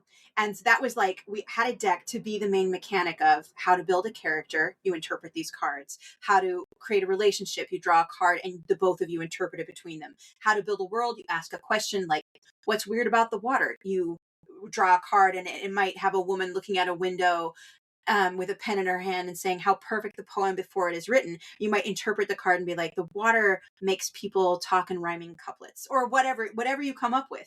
So, and then we started talking about what kind of world we wanted to write in. We wanted to write in a world that was not influenced by an England or like a Proto-European, like Germanic. So Carlos is from a Cuban background. He's like, what if it's Spanish influenced, circa the Spanish Inquisition, but not in this world? So we came up with this idea of a game called Negocios Infernales, Infernal Bargains is how it's translated, where you're playing a wizard in the court of a queen in a place called Espada, which means blade in Spanish. It's a world very much like our world. And she's about to sign religious persecution into law. Then the aliens come. And they're like, no, humans, forget the Prime Directive. Don't kill each other anymore. We'll give you phenomenal cosmic powers and invite you to join the cosmic consciousness if you just don't sign this into law. And the queen is like, oh, look at those dealy boppers. They must be horns. These must be devils. Okay, I'll make a bargain with these devils for infernal powers. So you're playing somebody who thinks they've bargained with the devil for infernal powers, but you've bargained for alien powers with a kind of benevolent species that doesn't want to hurt each other. So you're playing in a kind of cosmic ironic situation. And then there's different things you can play out. But instead of dice, the main mechanic is this weird deck of cards that you draw and interpret for the decisions. And it ended up being, we didn't have enough. The first 56 wasn't enough to play the game. So we added one card to each of the suits, and then we added a whole other suit called Espacio, space, which is if the first 6 suits are what maketh a human, then Espacio is everything outside of the human, that the potential, what we can reach for, technology, hope, a different kind of philosophy, that sort of thing. So that's the 7th suit. So now it's this deck of 70 cards. And so it comes in this box and it has really cool character sheets and world building sheets. And there's a great rule book with a comic that Beck, our artist, did at the front, that sort of sets up the world and everything. And then it comes with not only the tarot size deck of cards, but for every section of the game, these mini decks that are sort of like the invocation. There's the character creation deck, the relationships deck, the world building deck, which is 40 cards that ask questions like, what is the main import of Espada? Or what is weird about Espada's water? Or what is the great crime in Espada's past that it keeps having to spin as something else? And basically every time you play, each character chooses one world building question to answer and interpret the answer, but there's 40 of them. So like every Espada is going to feel the same, but be completely different than the last Espada. And that's what's been really cool to watch, is it always feels like the world we built. And yet every game is entirely different, very wacky. It's very goofy. There's 7 plots that we provide, 1 plot per each of the suits. And there's an alien epilogue at the end. And there's, because it was my first role-playing game, and I was very clear about, wait, you people who play D&D, you just play for hours and hours and hours and you don't know where it's going to end, and you just keep playing and you drink Mountain Dew and eat cereal. Like, no, I need a countdown mechanic. I need to know the game is ending even as you're playing it. So that's why we did each card, like little card decks for each of the sections. So like once you've done the invocation, it's cleared off. Once you've done character creation, and you can see the decks going down as you're doing it. And then finally, when you're at the role-playing part, which is the 6th of 7th, then you have like a countdown mechanic of a sword, where every time you fail a magic check, you have a coin move down a sword, and if it gets to the hilt, terrible things happen, game over, you didn't win, but also it's really fun not to win. And if you get all your orders accomplished before the coin reaches the hilt, then great things happen. And then you do the alien epilogue where you all pretend you're the aliens looking down on these wizards that you gave powers to, and you're judging them. Like, how did they do? Do they join the cosmic consciousness? Usually the answer is no, because they misunderstood everything. These poor wizards. So that's kind of the game. Negocios Infernalis, it came out last August at Gen Con, and this year, in lieu of going to a lot of conventions, we're planning a lot of like mini tours of places where we have friends who have relationships with their game stores, and we want to go and run the game for their friends and talk to game store owners and just establish friendly relationships and show them what the game's about, because we just had so much fun writing it. And separate from the game, at conventions and at libraries and at schools, what we've done is taken just the deck of cards, and what we do these things called infernal salons, where everybody gets a prompt of 1 to 3 cards. We set a timer for 20 minutes. Everybody sits down and makes whatever they want in those 20 minutes. Sometimes it's art, sometimes it's poetry or songs, sometimes it's they're working on their novel and they just let the cards influence the next direction of their novel. Sometimes they start short stories, sometimes they write entire plays. And then at the end of 20 minutes, there's usually like an hour and a half where we have people come up to the mic and just read aloud what they did. And it's instant, like everybody has made that, whatever they made in that same time. And you get to see all kinds of process, how some people bullet point things out. Some people are so fast, they finish a complete draft of something. Some people are just like, this is a concept of like, this is what I'm thinking of, but it started something. And that has been the most, for me, one of the most incredible parts of creating this game is having this deck that does this other thing.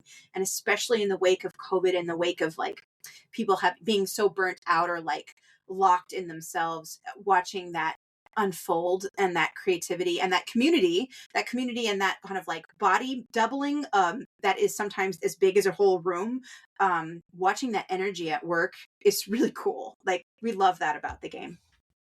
Sounds super fun. And then it's available retail. People could click and buy it. Yeah, it's at Outland Entertainment. So Outland Entertainment sells comic books and games, and they're wonderful people. Like a small, kind of like a small press, a game press and comics press that has a brick and mortar store in Kansas City, Missouri. So they also sell games there as well. So if you're Kansas City local, go and check them out. They're awesome. But yeah, Outland Entertainment is you can just find them online. Negocios. We'll put the link. We'll put the link in the description. Yeah, Right. if you just look up Negocios Infernalis, it's right there. You can buy it. And there's like all the other little goodies you can buy. Like we've got like stickers and postcards with some of the card art on them, and a little enamel pin with the Espada like regalia that says Vida Corter Honor Eterno, something like that.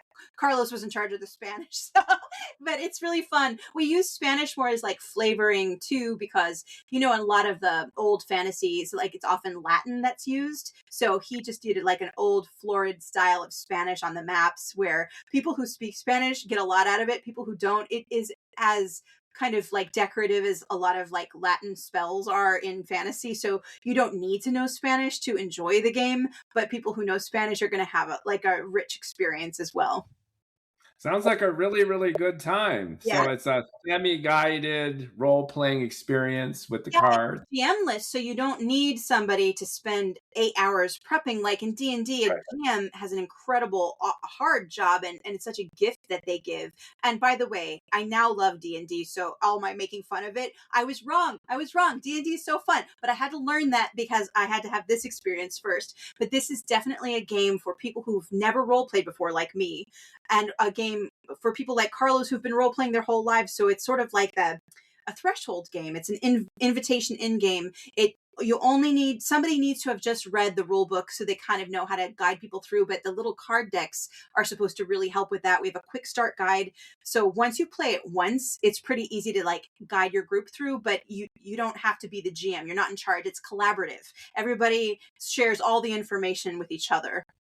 How long is the game? Let's say you fire it up. We usually say it's usually about 45 minutes per person playing. So maybe plus 1 hour. So I would say, let's see, for 3 people, we can usually run a game in like 3.5 hours. It's usually, for 4 people, it's usually 4 hours and maybe some change. But also, if you're playing it for the first time, it takes a little longer. Second time, you can really speed through it. But then if you're really experienced as a role player, or if you're having writers play and they're just like, let's just spend another whole hour on world building. Well, let's create not just one relationship between like players, but everybody has another relationship with, like, you people can make it last longer if they want, depending on, and sometimes they like a lot of extra scenes. There's a way to just do it kind of like boom boom boom, like according to the book, and there's a way to like have flavor and to play for longer. So mostly I would say 3 to 4 hours for 3 to 4 players. That's the average. But I saw with a group of fantasy novelists at a friend's house on a gaming day, 9.5 hours. I'd never seen it. It was so epic. I was like, I'm out. I'm not going to be a part of this game, but I will go have a nap on the couch and you guys have fun. That's a lot of Mountain Dew and cereal. Yes. It was like a little bit beyond my current endurance. However, I loved that they had fun. They took a lot of breaks, but they really just ground through to the end and had a very elaborate world that they built around it. That's really cool. Who did the artwork? There's a tattoo artist in Chicago, our friend Rebecca Houston at Heathen Ink. I think that's what the name of her parlor. So she did all the artwork on the cards and the comic book. And then the graphic designer and who did all the other art, the incidentals, is Shannon Potratz. And he works with Outland Entertainment. So we brought Beck in, they brought Shannon in, and like, so beautiful. Like, it's just, the rule book is so pretty. And the way Carlos and I wrote it, there's the rules as written, and then we basically played through a 2-person game and kind of had a dialogue as we were playing the game, saying this part refers to this part of the rules. So we did it in kind of like both a rules writing way and then a dialogue way for different kinds of learners. Yeah, and dynamically, you could almost create a novel with an interaction between the different groups. We've both, because we're asked to write for anthologies sometimes, or short stories. So we've used the world because we know the world so well, and we've done card draws. So we've had several short stories that take place in that world already, and we talk about sometimes either doing a call for an anthology where everybody writes in the world or writing a novel in that world. But we definitely play in the fiction space. One of the Kickstarter rewards for we backed in 10 hours, and then we're like, we need to have some extensions. So we had written enough short stories and poetry based on the cards themselves at all Infernal Salons to have a collection that we were able to put together very fast and be like, this is a little extra for you since you are giving us your money, so thank you. There is Infernal Bargains. The collection is also available, and it's just things we've done in Infernal Salons. Sounds like a great alternative to this AI scourge, right? If you're looking for creative ideation, and community, new ideas, play the game. Yeah, play the game, play together, write together. I guess that it's a way to do it. It's maybe not the only way to do it, but it's the way we like to do it. So yeah, I think that it's a way in for people who maybe want to explore role-playing games and are afraid of reading a 300-page rule book, where something a little bit more like figure it out on the fly is available. So yeah, or dedicate 10 years of their life to a D&D character to build up creds, right? Yeah. Well, I love people that do that. I love it. And I have now watched my fair share of actual plays, more than I ever thought I would 4 years ago. But you can complete a full game of Infernal Bargains in 4 hours with your friends on a given night. And I think that also is a good kind of game. And that there's so much room to replay because there's the 7 plots, but even with the 7 plots, they're interpreted differently every time, depending on your card draws and who's interpreting. So it's like those 7 plots can also be fairly infinite as you're playing. So very, very fun. And I think it's a neat extension, like a dynamic extension of your creativity when it comes to your narrative writing, your novel. I never thought I'd get into games and game design, and meeting all of Carlos's game designer friends who he helped establish the New York City board game collective people, board game designers who meet at Whole Foods every week, and they just iterate and iterate and iterate, like amazing minds. And I'd never gone to any gaming conventions before meeting him. So it's this whole different way of thinking, and like just this idea of what is fun mechanically is so mind-blowing. And especially as like a writer and thinking about why are we making this so hard on ourselves, or thinking pedagogically, because Carlos is a professor, he's so interested in games teach you how to play them because you're having fun playing them, because they're just hard enough that they keep you so interested and challenged, but they're fun enough that they keep you going. So fun is like that. Got to be that balance. Exactly. And so it's like, so in how to use that in the classroom rather than like this slog of learning where learning just feels like torment. What's the place where learning is fun, where learning, is like improv or like theater or like game? Like, what is that other space that we can bring students into where learning is as natural as being a child and being curious and playing? Because playing is learning when you're a child. It's like, so it's so interesting. And then I'm like, what is fun to me? How do I gamify these things that I've been viewing as chores or duties or obligations, because because the human brain does work like that. It's just all a trick. How do you trick yourself? It's so exciting. It's amazing to watch these incredible game designers like do their what if statements of like, what can you make a game that does this? Or like their mathematical minds and how they can they do math better than I do. So it was like watching them iterate, and like what the smallest thing has to be fun, which is one of the reasons like D&D is fun, because the smallest thing is holding dice in your hand, the feeling of them, the sound of them clattering, that kind of like adrenaline spike of, did I fail or did I succeed, or is it somewhere complicated in the middle? That sort of, that feeling of chance is, so it already is fun just there. And that is excluding all co-creation, narrative, improv, long-term fantasy storytelling, world building out loud in the air, like all of that. All of your stakes are the hours you spent creating a character, how much of yourself you put into it, how much of a relationship you built with the other characters. Like there's so much on the line in that dice roll and that adrenaline and that feedback. It's so interestingly complicated what must be going on in the brain that whole time. I'm so interested, and I never would have thought I would be interested just a few years ago. It's kind of a perfect storm of the creative process. It's one of the amazing ways, and there's such a huge spike in role playing and like internationally, and the interest in it.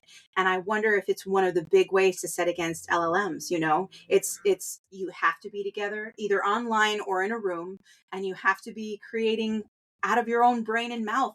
And if there's a way to say, this is awesome, how do we do this in writing? How do we do this in the classroom? Like, it's something to set against the LLM and the kind of like billionaire tech bro, make a quick buck, infiltrate everything as fast as before the bubble collapses, or human creative collaboration. Yeah, exactly. That sounds like a pretty good idea, right? It's so fabulous. So what's next for C.S.E? I've got to finish my novel by August. So it really, like, unfortunately, I am like very boring. It's like, I'm on a deadline. That's what I'm doing. I'm collaborating with some friends to create a 6-episode musical theater podcast called The Devil and Lady Midnight.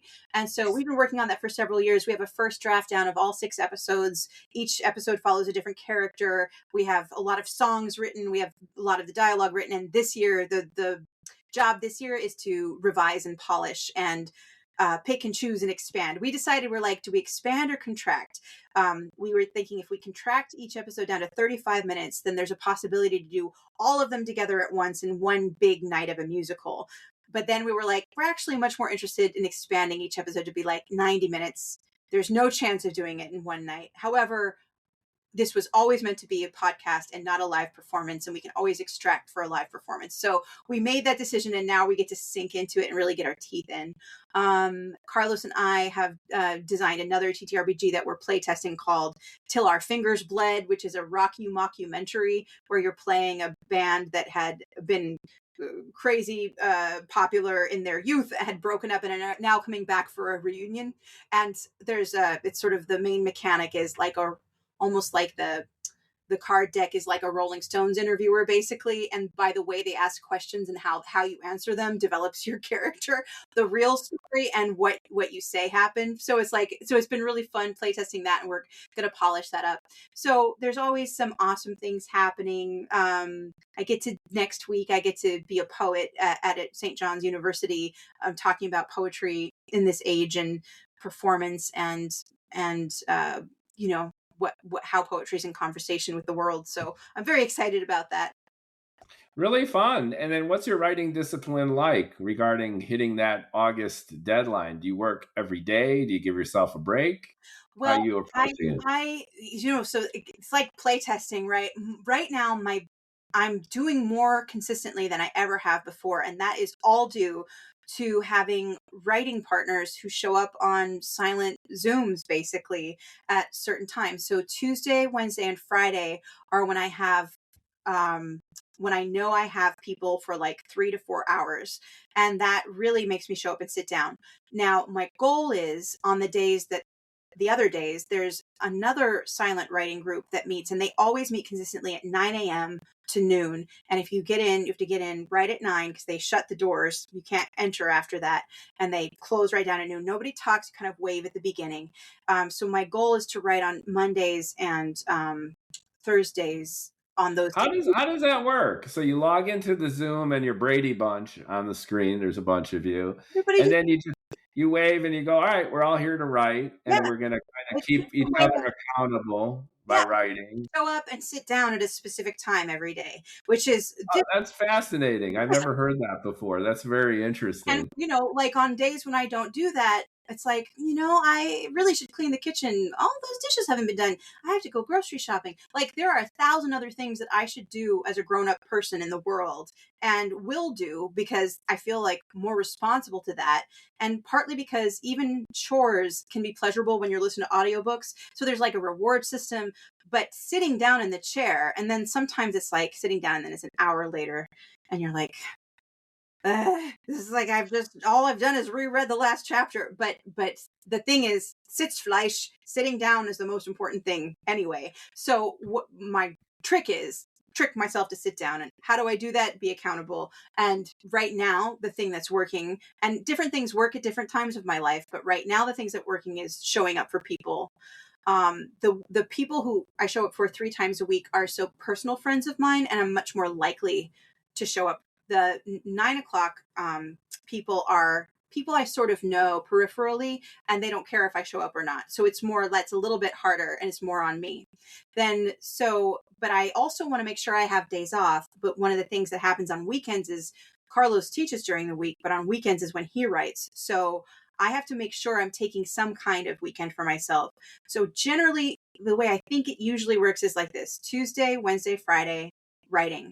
Usually Saturday, Sunday, writing with Carlos. And then usually Mondays and Thursdays, I take off ish.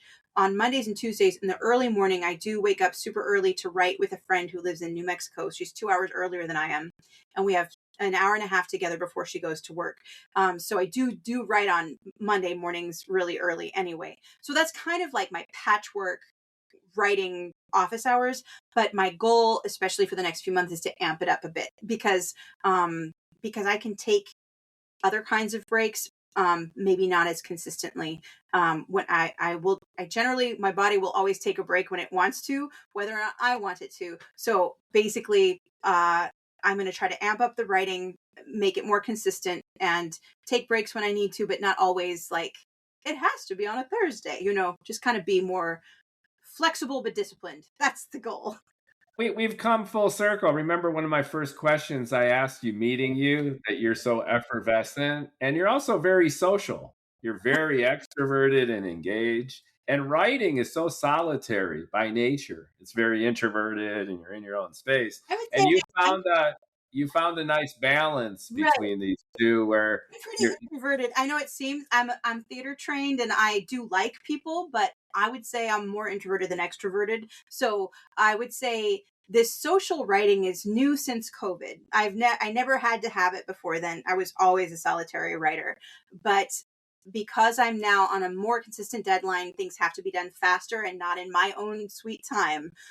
This is a way to do that more consistently. And it's sort of like, it is interesting to me, but it's still relatively new. It's still just a few years old for me. And I'm interested to see, will it always be like this? Will I go back to solitary writing? I still can't really write in public very easily. I kind of need to not hear or see anything. Having people up in my corner is good.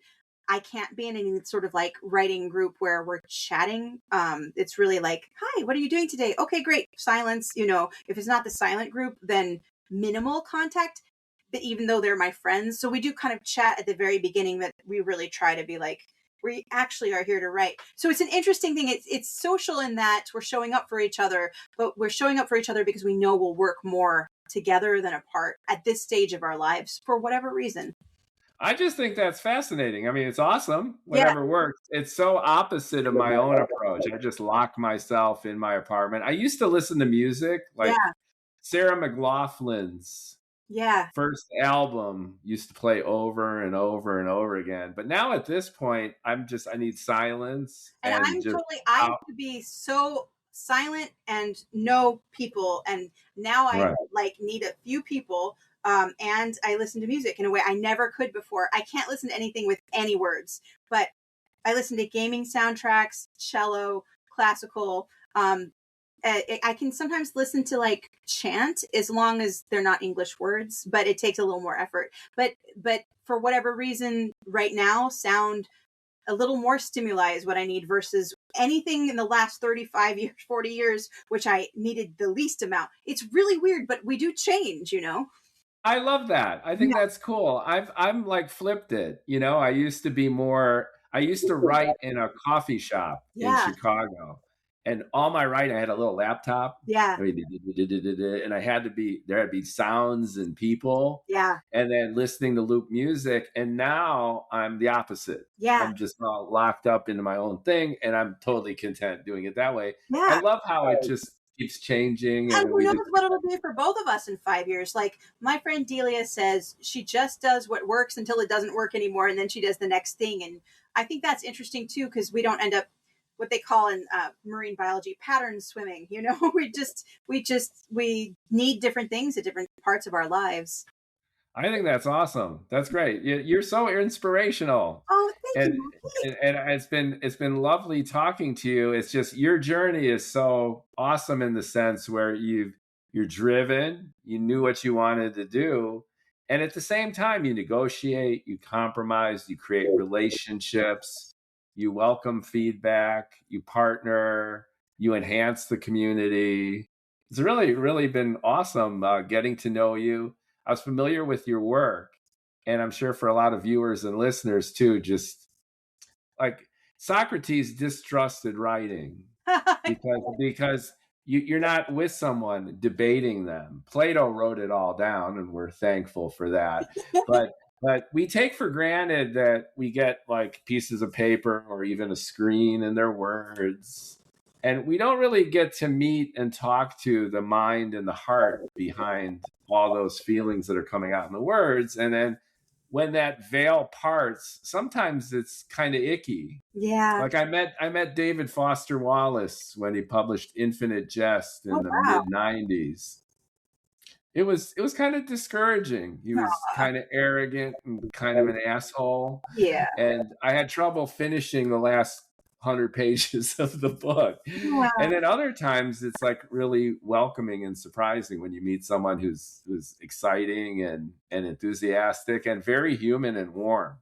Well, I think Carlos says too, it's like the whole idea of death of the artist, right? Like sometimes art is our best selves. It's like we might be assholes, but if there's anything good in us, and we've tried so hard for so many hours to distill whatever wisdom or goodness we were given onto the page, and I feel like that should be acknowledged.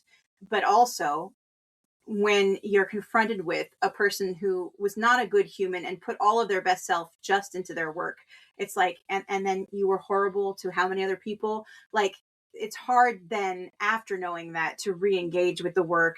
There's some grace Totally. and forgiveness involved. I think, like, somebody who doesn't know anything about David Foster Wallace can still derive great amounts of brilliance, I think, from his work, and from other writers who have had difficult journeys as human beings in the world. And there are plenty of them. And at any point I could become one of them. I know that. So like I don't know. I'm hoping for that we all give each other some kind of grace, but also know that at some point you have to be a real human being in the world and not just a good artist too. I do believe that, but I don't know. We just have these slim margins of. Yeah, it's kind of scary. It's kind of scary. I lived in New York for 13 years, and Thomas Pynchon lives in Manhattan too. And I bet you our paths might have crossed, like he's like one block over, or maybe we were in the same restaurant. I don't know. He's never really been seen. And I was always terrified of actually meeting him because I admire so much of his work.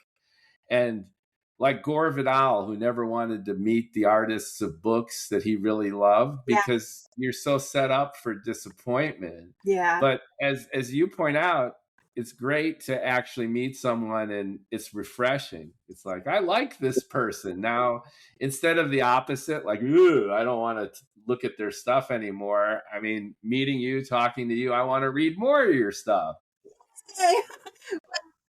And I'm so glad. Congratulations on your debut novel. Thank you for doing this and being in conversation with artists. And I hope you meet many, many more people in your community.